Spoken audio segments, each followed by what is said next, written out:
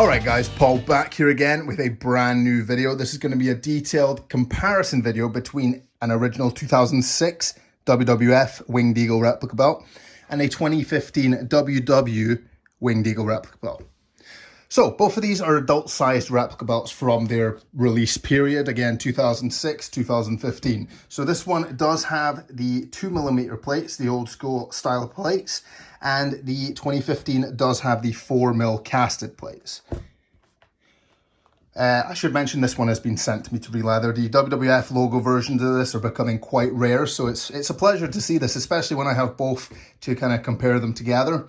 I should mention actually, just looking at them straight away, this one does have a bigger curve. Obviously the 2mm plates allow it to be easier to be curved.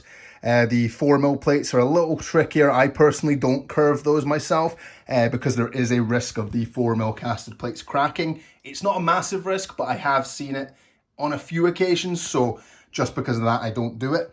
But I must say the curve on this actually makes it look really good.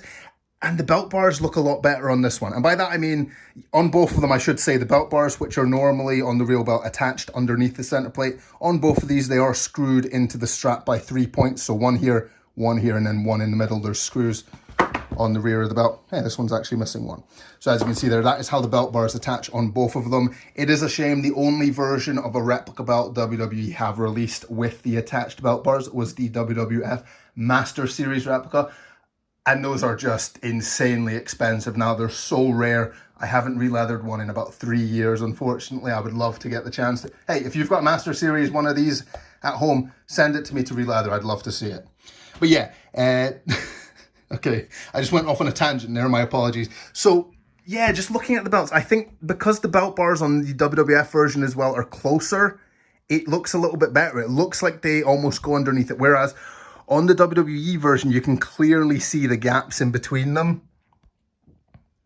So the bars very obviously just look like pieces attached to the plates, whereas they're supposed to look like they're, I should say they look like pieces attached to the strap, where they should look like pieces attached to the plate itself. So to be honest, just looking at it immediately, this one is leading the way for me. But we'll talk about the details of it as well. So like I said, 4mm casted plates, 2mm, you can see the detail difference. I mean, the depth of the detail on the WWE version is obviously a lot more impressive. You can see kind of, yeah, you can surely see that compared to the stamped etching. Obviously, this does have a fair bit of damage. It is a 14-year-old belt at this point, so it's not a surprise to see the damage, but you can see literally how shallow the stamping is on the WWF version compared to the 2015 WWE. So hopefully that's obvious. Again, the feathers, the wrestlers on the side of the center plate, you can tell as well. That's not to say this is a bad replica. I mean, the 2mm replicas are what they are, but with the WWF logo, it is very rare and pretty valuable because of that. But the quality, it's not amazing. Replicas these days are obviously better made and they're better produced, but they don't have that logo, which is what a lot of people care about. So again, even on this plate, you can really see how thick a plate that is, especially when compared just to the 2mm plate. The straps themselves, the simulated leather on both, the style of them pretty much looks identical. The materials are a little bit different. The older version has a bit of a glossier looking simulated leather, whereas it's a bit more matte coloured on the newer one. We'll flip the belts over again. So we've already seen the back of this one. It was missing a screw on that belt bar, but as I mentioned, the belt bars are just screwed into the strap, which it is a bit of a shame, to be honest. So yeah, on this one you can see these 3 screws here are how the bars attach, and again the missing one there, and then yeah, so the screw layout is actually pretty much identical, I think. Yeah, it all looks pretty similar. Again, the massive patch on the 2006 one, it reads 2006 right there, and 2015 right there. Yeah, so they look really similar, to be honest. I don't like that the later on versions, the 2015, still had the sewn on snap boxes. I think they could have done away with those. Yeah, this one, as far as simulated leather, is more flexible because it's been battered and beaten, but that's not really a fair comparison. Not bad. Flip the belt back over.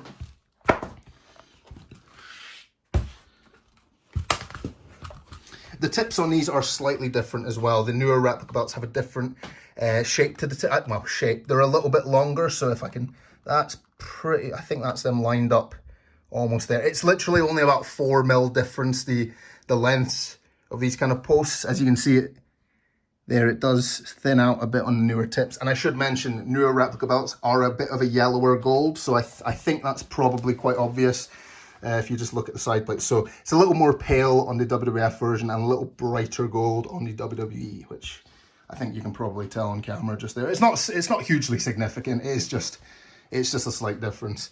I mentioned this on previous videos as well, but paint on the old 2 mil replicas, it had a tendency to spill a little bit. Like you can see on the stars there, it's not exactly crisp paint.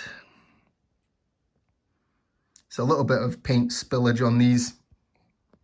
Whereas on the newer replica belts, it's a lot less common, simply because the etching's a lot deeper, so the paint kind of has less opportunity to spill out, if that makes sense.